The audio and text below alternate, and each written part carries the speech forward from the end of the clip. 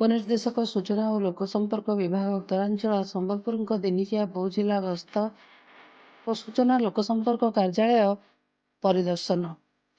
ଆଜି ଅପରାହ୍ନ 5ଟା ସମୟରେ ଉପନିର୍ଦ୍ଦେଶକ ଉତ୍ତରାଞ୍ଚଳ ସୂଚନା ଓ ଲୋକସମ୍ପର୍କ ବିଭାଗ ସମ୍ବଲପୁରର ଶ୍ରୀମତୀ କଲ୍ୟାଣୀ ଦାସ ଦିନିକିଆ ଗସ୍ତରେ ଆସି ଜିଲ୍ଲା ସୂଚନା ଓ ଲୋକସମ୍ପର୍କ କାର୍ଯ୍ୟାଳୟ ପରିଦର୍ଶନ କରିଥିଲେ।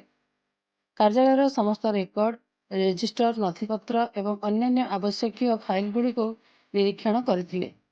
ପରେ ଜିଲ୍ଲା ପାଠାଗାର ବୁଲି ପାଠାଗାର କକ୍ଷ, ଚିଲଡ୍ରେନ୍ସ କର୍ଣ୍ଣର, ବରିଷ୍ଠ ନାଗରିକଙ୍କ ପଠନ କକ୍ଷରେ ପାଠକ ପାଠିକା, ବରିଷ୍ଠ ନାଗରିକଙ୍କ ସହ ପାଠାଗାର ବିଷୟରେ ପଚାରି ବୁଝିଥିଲେ।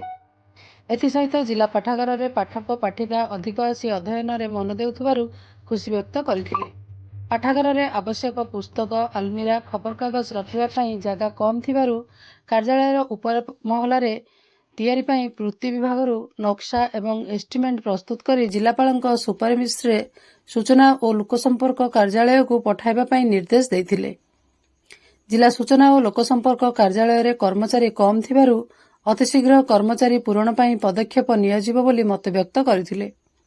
କର୍ମଚାରୀଙ୍କୁ ସମୟାନୁବର୍ତ୍ତିତା, କର୍ମତତ୍ପର, ମିଷ୍ଟଭାଷୀ, ଗଣମାଧ୍ୟମ ପ୍ରତିନିଧି, ଜନସାଧାରଣଙ୍କ ସହ ସୁସମ୍ପର୍କ ସ୍ଥାପନ ଏବଂ ଲୋକଙ୍କ ପାଇଁ ଉତ୍ତମ ସେବା ଦେବା ପାଇଁ ନିର୍ଦ୍ଦେଶ ଦେଇଥିଲେ। ଏଥିସହିତ ଜିଲ୍ଲା ପ୍ରଶାସନ ସହ ସମନ୍ୱୟ ରଖି କାମ କରିବା ପାଇଁ ନିର୍ଦ୍ଦେଶ ଦେଇଥିଲେ।